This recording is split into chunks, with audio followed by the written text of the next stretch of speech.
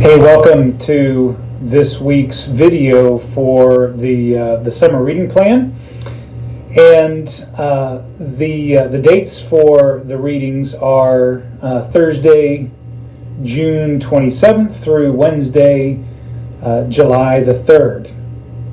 The readings this week address suffering, and over the next several days you're going to read from the book of Lamentations, which expresses the sorrows of the Israelites, the ancient Israelites, when they are in captivity in a foreign land. You're going to read Psalm 88. The Psalm 88 is the one psalm that is known for what it does not do. It is a psalm of lament that does not end with a statement of faith in the goodness of God at the end of the psalm. It isn't necessarily fun reading because often people want to avoid suffering.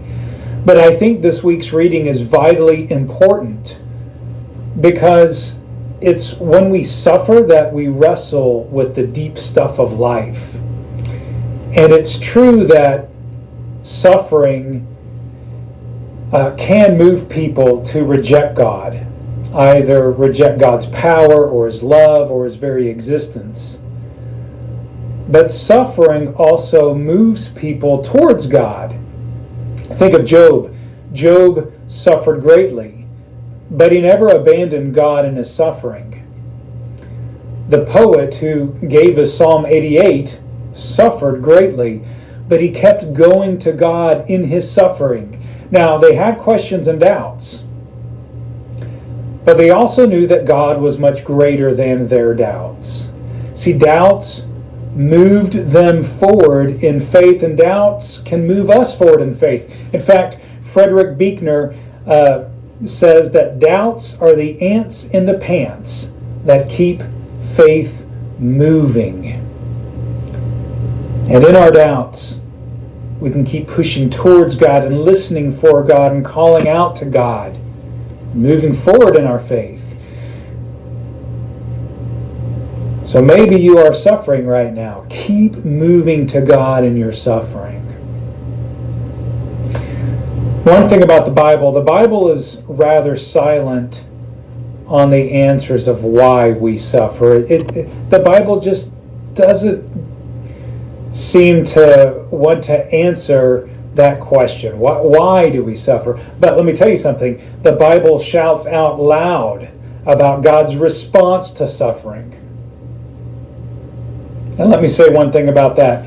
One other thing that you're going to read this week is from the book of Leviticus. And you're going to read details about being unclean before the Lord. And it's a strange reading.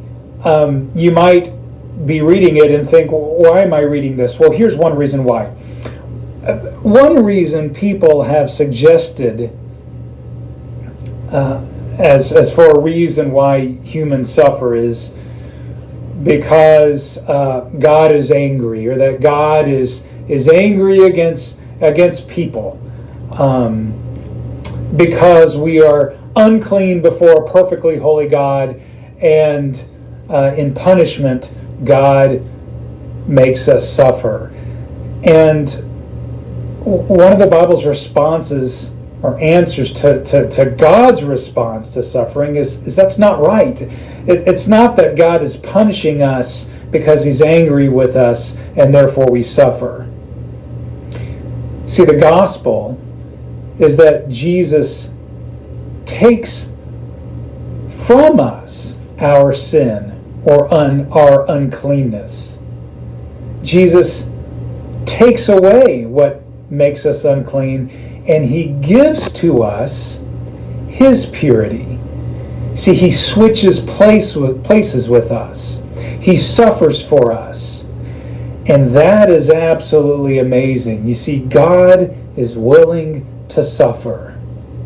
And it could be that avoiding suffering isn't the goal in life. It could be that suffering isn't our enemy. In fact, suffering can be a path towards Christ-likeness. because Christ was willing to suffer for us. So this week, as you're doing your reading, think, how has suffering shaped you? How has suffering taken you away from God? But how has it brought you closer to God? Think through those things. How have you felt the love of Christ through your suffering? Well, bless you as you do your reading this week. Let's talk more about this as we get together and get ready for Sunday's sermon.